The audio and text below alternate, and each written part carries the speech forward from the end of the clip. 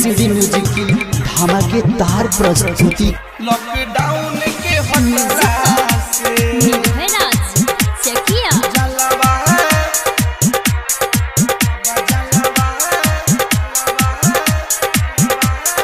जलवा अब चढ़ी हो लॉकडाउन के हटला से बाबा जलवा अब चढ़ी हो लॉकडाउन के हटला से ए बाबा जलवा अब चढ़ी हो लॉकडाउन के हटला से पुलिस पीटीना अब घसी पीना पुलिस पीटीना अब घसी पीना घर से बाहर निकलला से ए बाबा जलवा अब चढ़ी हो लॉकडाउन के हटला से ए बाबा जलवा अब चढ़ी हो लॉकडाउन के हटला से पुलिस पीटीना अब घसी पीना पुलिस पीटीना अब घसी पीना घर से बाहर निकलला से ए बाबा जलवा अब चढ़ी हो लॉकडाउन के हटला से लॉकडाउन के हटला से भगवती रिकॉर्डिंग स्टूडियो बाबा जलवा बाबा जलवा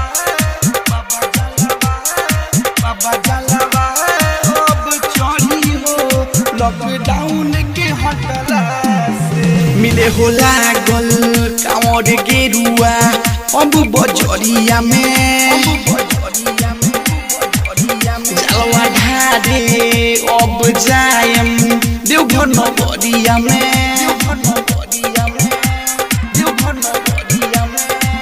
पहिला सोमारी के चढ़ी जल चरनिया में हाँ चरनिया में जल चरनिया में मिले हो लागल कांवर गेरुआ अब बजरिया में जलवा ढारे अब जायम देवघर नगरिया में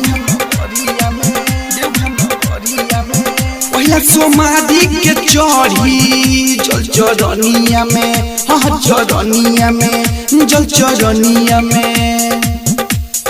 दुख तो हटल हो नियरा न सटल हो शिव शिव रटला से बाबा जलवा अब चढ़ी हो लॉकडाउन के हटला से बाबा जलवा अब चढ़ी हो लॉकडाउन के हटला से आप सुन रहे हैं एलसीडी म्यूजिक की धमाकेदार प्रस्तुति।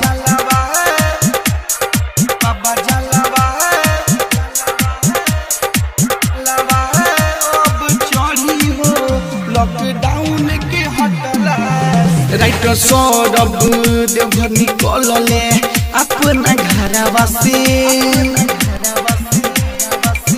आशिकावारा धुए चरनिया जलवा के ढारवा से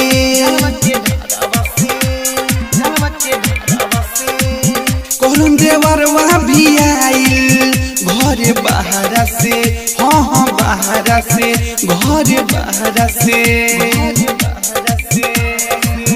राइटर सौरभ देवघर निकलले अपना घरवा से आशिकावारा धुए चरनिया जलवा के धरवा से